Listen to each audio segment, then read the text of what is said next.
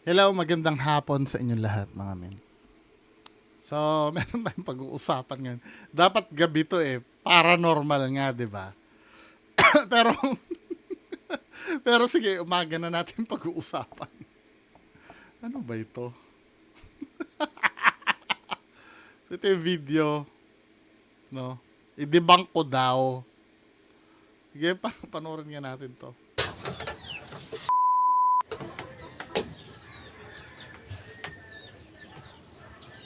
Kain. Kain na rin tayo. Kasi yung mga anak ko, wala na dito. Tapos yung asawa ko, nasa, ano ba yan, nasa mga magulang nila. Ano ba yan? Ba't gumalaw tong, wala namang taong, namamalik mata yata ako? Hindi lang, hulog ko na ng pagkakain. Kasi may gagawin pa ako, maglalaba, tapos magwawalis. Huwag mo kong takutin sa sapatos ka. Ako lang dito sa bahay.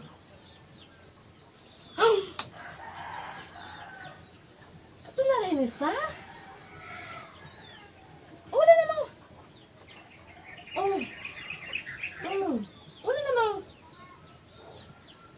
Wala namang hangin dumaan.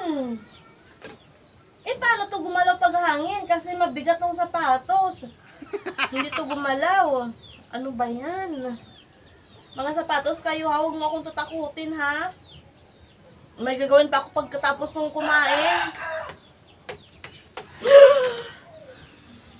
Ba't gumalaw na naman tong isa? Nasaan yung... Hindi pa umuwi itong asawa ko. Tapos yung mga anak ko nandun sa kanilang paralan. Ano ba yan? Sige na nga, wag ko na tong pansinin. Baka, ano ba yan? Nakatakot naman tong bahay na to. Patuloy ko na lang to.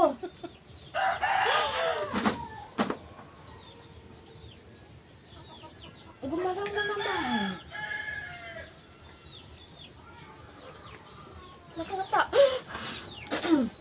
Nakakatakot na talaga tong mga sapatos na to, oh. Ano ba to? Hindi na ako makapag-concentrate mga sapatos. Ano mga sapatos ba kayo? Ba't gumalaw kayo mga sapatos kayo, ha? Huwag niyo talaga akong tatakutin. Kasi natatakot na ako. Ano ba itong mga sapatos na to?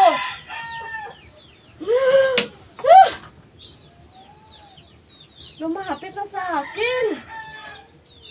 Itong mga sapatos na to.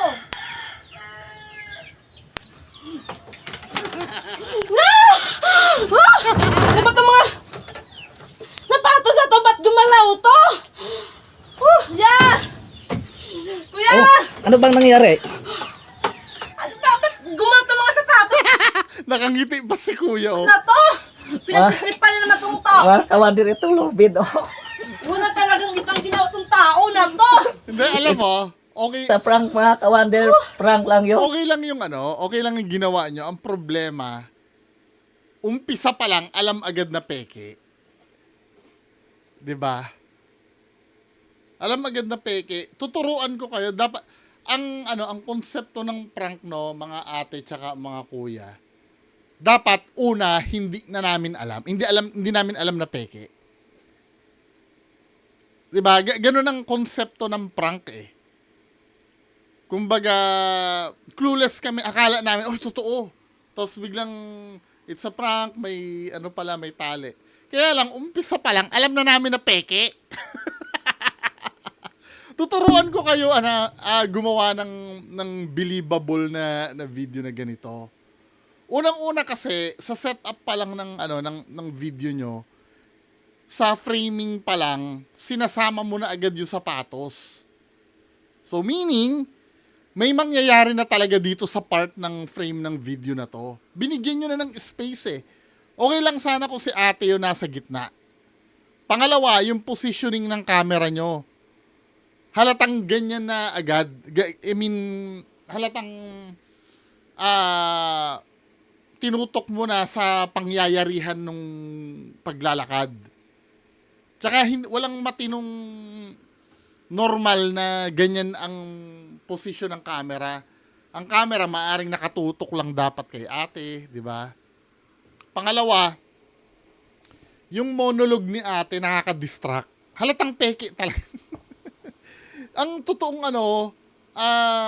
monologue siya ng monologue. Masyado na siyang explain na wala naman akong kasama dito. Wala naman akong halatang kinukonvince mo kasi yung audience na totoo yung nangyayari. Explain ka ng explain. Tsaka ang tandaan nyo ang paranormal kasi, napaka-rare niyan mangyari. Halimbawa, gumalaw yan man ngayon, bibihira na yung susunod-sunod na gagalaw na yan. Kaya kung halimbawa, gagalaw yan, tapos titingin, hindi matatakot si ate, tapos gagalaw uli, peke na yun. Diba? Tapos, ang pinaka-importante sa lahat, alamin yung purpose ng pagvi-video. Dapat, hindi mo ine-expect na mangyayari ito. For example, ganito, no? Ako, nagvi-video ako, kunyari, tingnan nyo ako. Yung parang hindi ginawa yung video para sa paranormal. For example, ako magvi-video ako, no? Ang tunay na purpose ko, i-flex ko yung luma na to. Yung bagong bili kong cup, halimbawa, no? Oy, welcome to my vlog, ha. May bagong bili ako na cup ngayon, tingnan nyo. Ang ganda nito. 'Di ba? Ang main purpose, kaya ka nagvi-video, para i-flex yung cup mo. Now, habang nagpi-flex ka ng cup mo, biglang gagalaw yung laruan sa likod.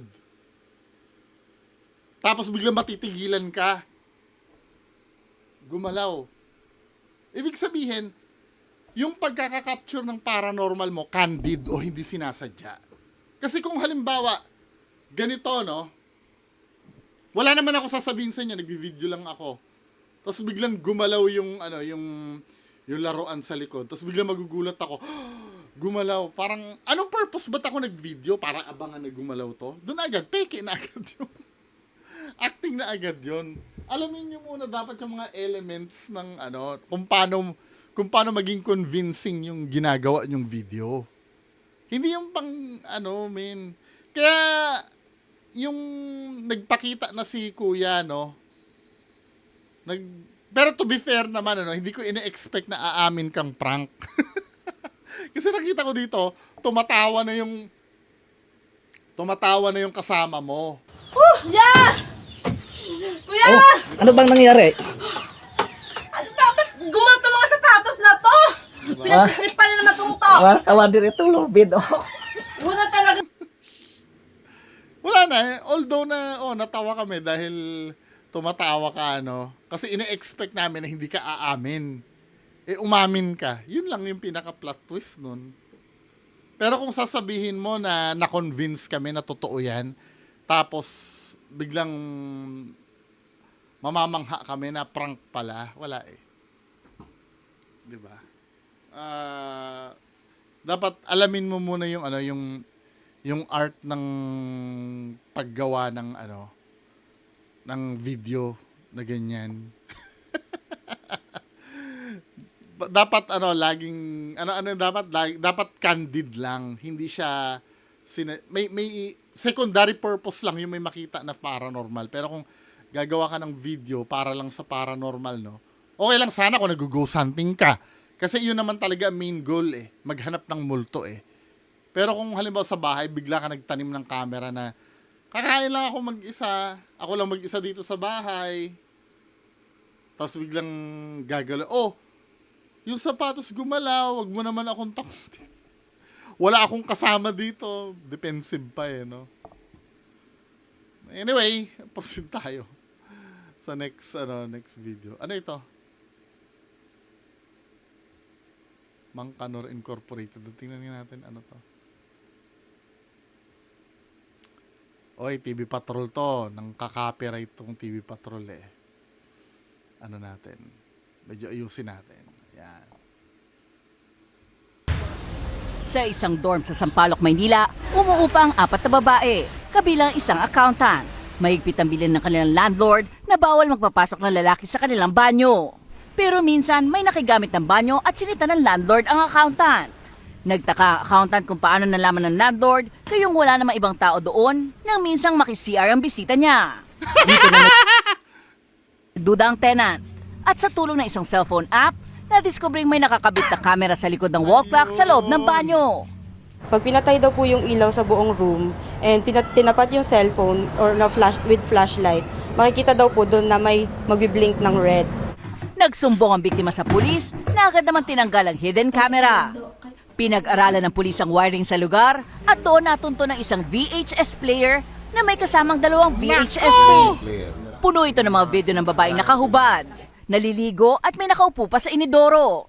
Ubot-ubad talaga sila doon. Kung anong ginagawa nila sa CR, yun yung nakalagay doon sa recorded video. Natatakot na ako sa kahit na sinong tao or kahit halimbawa may bahay man akong puntahan. Nako, na-booking siya, no? Na-booking siya na dahil nagalit na siguro nakita niya yung sa lalaki. Kaya nagalit. Paano? Ulitin nga natin. Umuupa ang 4 na babae, kabilang isang 4 na babae. accountant.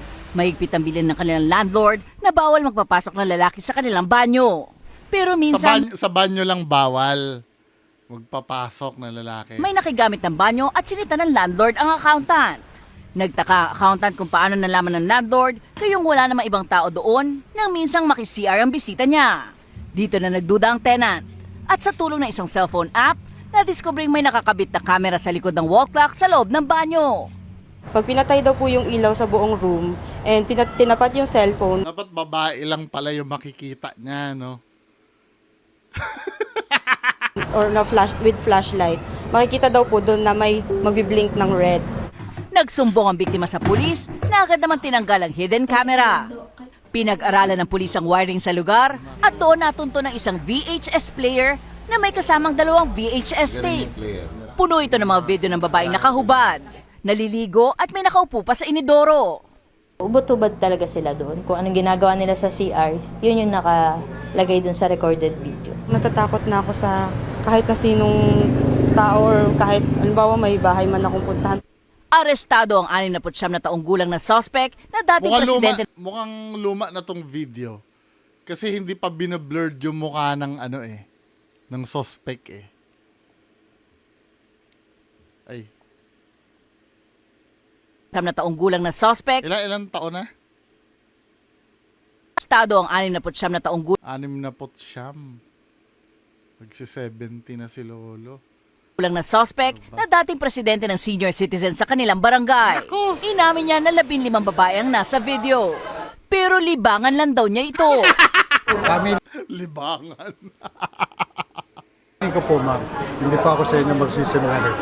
Ako po 10 taon wala na pong asawa. Minsan yun yung po ang tinitingnan ko para antukin ako. Sabi pa ni Nodalo, noong Hunyo lang niya Para daw antokin siya. Nakakaantok pala yun. Di ba nakakagising yun, Lolo? sinimulan ng recording. Pero duda rito ang mga pulis. Dahil VHS pa ang gamit ng suspect. Inaanyaya naman nila pulis ang iba pang biktima na dating umupa sa naturang dorm na maghain ng reklamo sa kanilang himpilan. Dahil sa takot umuwi muna ng probinsya ang biktima at doon na siya dadaan sa counseling ng DSWD. Zian Ambrosio, ABS-CBN News. Ba't may mga ganun, no?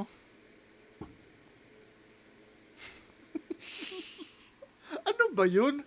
Ba't may mga ganun pa? Hindi mawala-wala yung kamanyakan sa katawan? Ano ba? Ay, ako, Diyos ko. Ano naman to? Kay Senator Jinggoy daw. Pain level daw ni Estrada.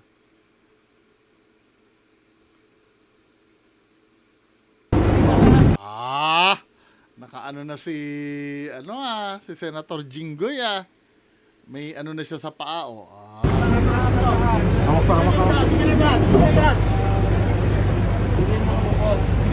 Sen, kumusta ka, Sen? Sir, musta? Alalay. Sen, kumusta? Tol, yung ano, yung paa. Sen, musta? Sir, kumusta? Ha? Sen, 1 to 10, gano'ng kasakit? Sige. Ano? Musta po, sir, musta? Gano'ng kasakit? 1 to 10. How painful it is? 9.5 daw. Hindi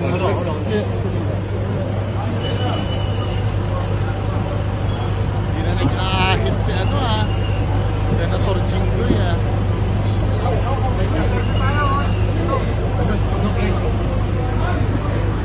Wala kailangan talagang managot ang dapat managot May mangyayari ba doon sa pagkakaroon niya ng sakit? Kailangan managot ang mga dapat managot no? Kailangan, di dapat tayo maawa sa ganyan